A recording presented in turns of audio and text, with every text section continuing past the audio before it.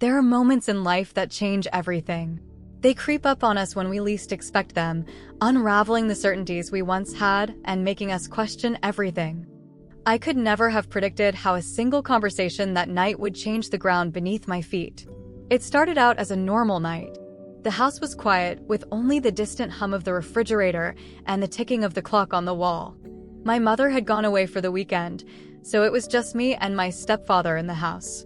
I was absorbed in a book I was reading in my room, and my stepfather was in his office downstairs finishing up some work.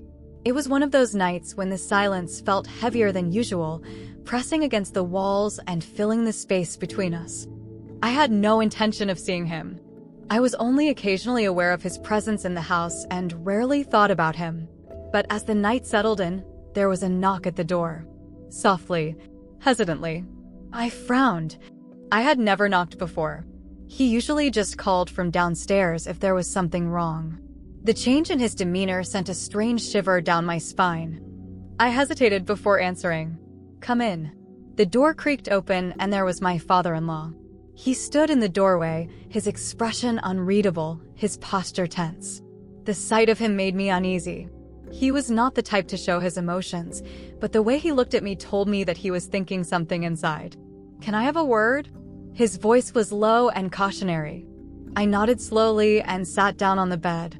"Yes, of course," he said, stepping inside and closing the door behind him. I don't know why, but that single action made my pulse quicken. The air in the room felt different, heavier, tinged with something unidentifiable. I grabbed the edge of the blanket and pulled my legs down. "What's wrong?" He exhaled and rubbed his face with his hands. "I want to ask you something, but I don't know how to say it." "Say it." He let out a small, humorless laugh. Easier said than done. I forced a smile, but the uneasiness in me only grew. "That's weird." I waited for him to continue. But he didn't. He just stood there silently, flexing the fingers of his hands. The longer the silence went on, the more anxious I became. "I'm getting a little scared." He sighed and finally sat down in the chair across from my bed. I frowned. "That's an odd way to start a conversation," he said. He hesitated before nodding. "Yes, I know." The way he said it, the way his voice wavered just slightly, made my stomach tighten. "Okay," I said quietly. "I hear you." He inhaled deeply, his jaw tightening.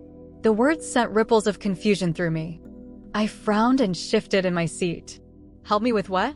His fingers tapped the armrest of his chair, and his gaze flickered toward the floor. I exhaled slowly. "Then explain." For a moment, I thought he would.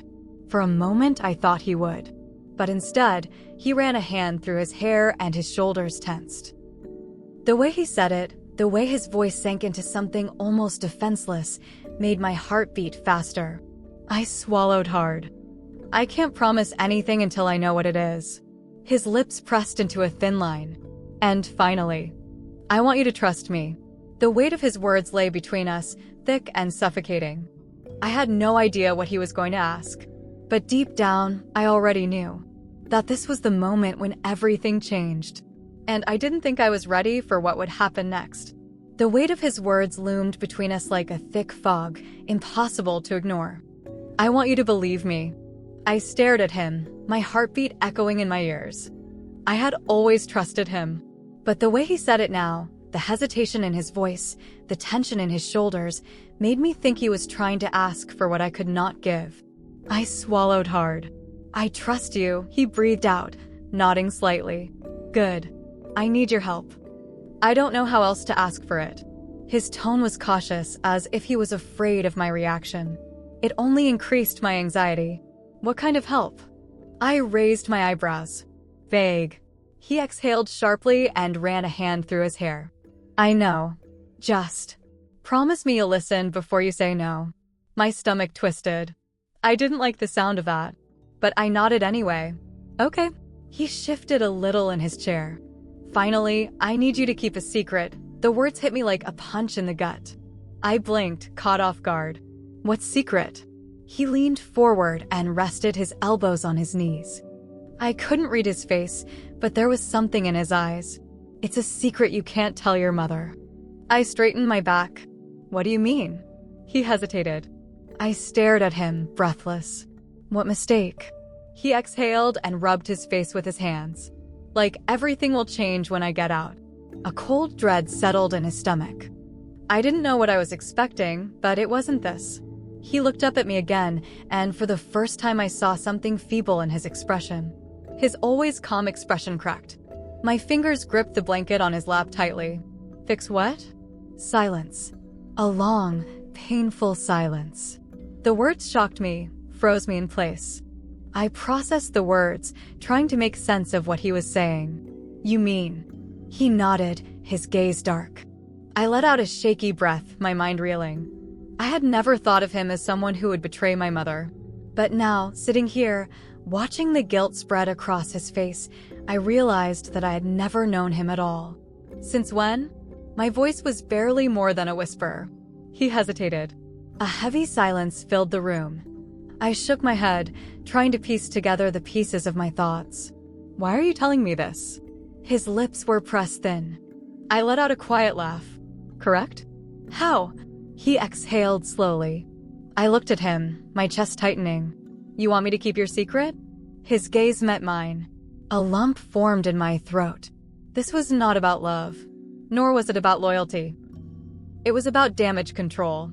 It was too much trouble, too painful, to keep the truth from him. I wanted to say no to him. I wanted to tell him that he had made his choice and he had to live with the consequences. But the quiet desperation in his eyes made my stomach twist. I felt trapped. And for the first time, I realized that there is no right answer. If I told my mother, I would hurt her. If I kept quiet, I would be complicit in a lie. Either way, something would be ruined. I took in a shuddering breath and tried to control the nausea rising in my chest. I need to think about it, he said, his shoulders slumping a little, but he nodded. He stood up, lingered for a moment, and then headed for the door. Just before he walked away, however, he glanced back at me, his expression unreadable. I swallowed hard. But you did. He didn't argue. He made no excuses. He just nodded once, closed the door softly, and left. As soon as he was gone, I let out a shaky breath, my whole body shaking. I had never felt so torn apart in my life. I sat there for what seemed like an eternity, staring at the door. Part of me wanted to scream. Part of me wanted to scream, to be completely crushed by the weight of the situation. But I couldn't, because I had a choice to make. A choice that would change everything. I pulled the blanket tighter around me and tried to calm the storm in my head. My mother should have known the truth. But would I be able to tell it? Could I look my mother in the eye and say something that would shatter the life she had built? Or worse, would I be able to live otherwise? The room felt colder, emptier, as if the warmth had been removed from the air itself. I had never felt so alone. The clock on the nightstand ticked away, oblivious to the chaos unfolding in my head. A choice, a secret, and no way to escape the consequences.